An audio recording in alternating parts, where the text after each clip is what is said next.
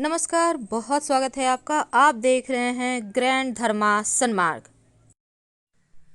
शिव जी की सबसे प्रिय तिथि जिसको हम शिवरात्रि कहते हैं और शिवरात्रि के दिन व्रत रखकर शिव जी की सेवा की जाती है। समस्त मनोकामनाओं की पूर्ति के लिए विशेष उपाय किए जाते हैं। वैसे तो हर महीने के कृष्ण पक्ष की चतुर्दशी तिथि को मासिक शिवरात्रि होती है, मनाई जाती है, लेकिन जब फाल्गुन माह के कृष्ण पक्ष की चतुर्दशी तिथि आती है तो इसको महाशिवरात्रि कहते हैं।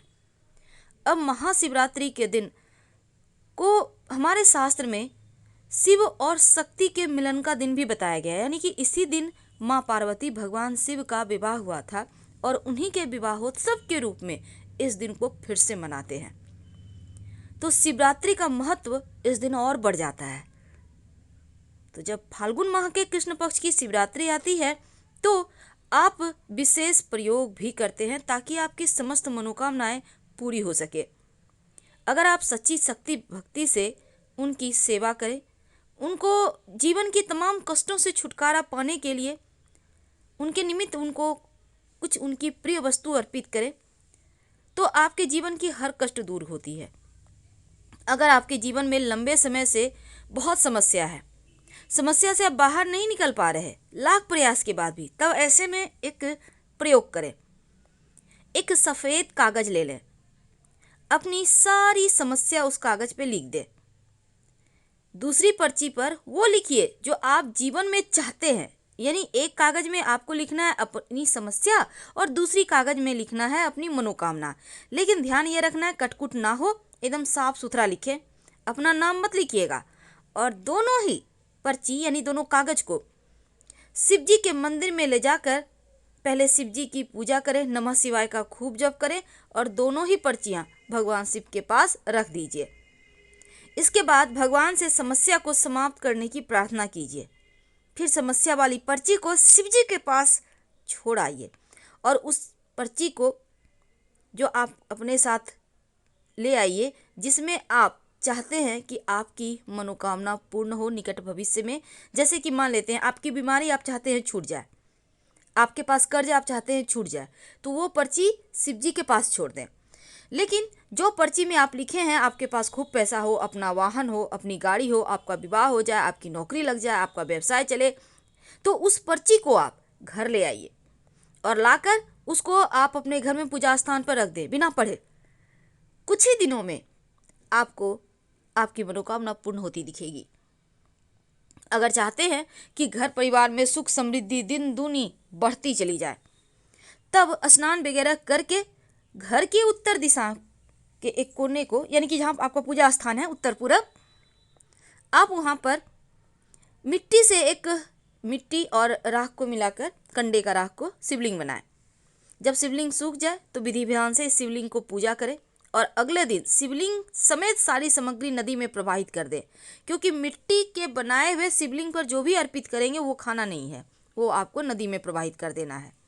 आपके जीवन में जो परिवार में सुख समृद्धि है ना वो बढ़ता जाएगा। लेकिन अगर वैवाहिक जीवन में समस्या हो, किसी भी तरह की कोई परेशानी हो, तो फिर आप गोबर से बने एक कंडे पर थोड़ी सी गूगल जलाएं और फिर शिव के मंत्र नमः शिवाय का खूब जप करें और पूरे घर में दिखाएं। आप देखिएगा आपके रिश्तों की समस्या दूर होगी। अब कई बार होता है भाग्य ही साथ नहीं देता, तब ऐसे में महाशिवरात्रि के दिन एक महाप्रयोग किए जाते हैं। जब भाग्य साथ ना दे तो आपके घर के आसपास गौशाला होगा, याद रखिए गौशाला। आप अपने वजन के बराबर गाय के निमित्त चारा मार्केट में मिलता है, या आप चाहें तो घास वगैरह जो होता है आप उसको भी ले सकते हैं। आपका जितना वेट है उतना ही वेट का आप गाय के निमित्त चारा या फिर घास वगैरह लें और गौशाला में जाकर दे दें या अपने हाथों से थोड़ा सा खिला दें।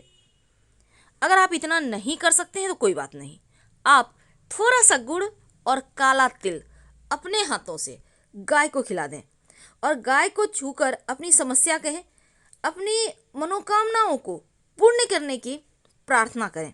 आप देखिएगा कुछ ही दिनों में आपकी समस्या समाप्त हो जाएगी, सारी मनोकामना पूर्ण हो जाएगी। लेकिन आप कागज़ की पर्ची वाला प्रयोग एक बार आजमाइएगा जरूर, क्योंकि ये पर्ची सारे दुखों को समाप्त करेगा। जिस तरह से आप किसी को चिट्ठी लिखते हैं, आप किसी ऑफिस में काम फंसा है तो एप्लीकेशन देते हैं, ठीक उसी प्रकार यहाँ पर अर्जी पठाना है, अर्जी देना है। अपनी समस्याओं की गठरी आप वहीं छोड़ आइए और खुशियों की गठरी जो शिव जी आपको वरदान दे रहे हैं ले आइए। भगवान शिव के भक्त हर साल महाशिवरात्रि का आयोजन भव्य तरीके से करते हैं, लेकिन महाशिवरात्रि के दिन बेलपत्र चढ़ाने के पीछे मान्यता क्या है? आखिर क्यों अर्पित किए जाते हैं बेलपत्र? मान्यता है कि बेल के पत्ते या बिल्वपत्र से भगवान की अगर पूजा करें तो उनकी कृपा बरसती है।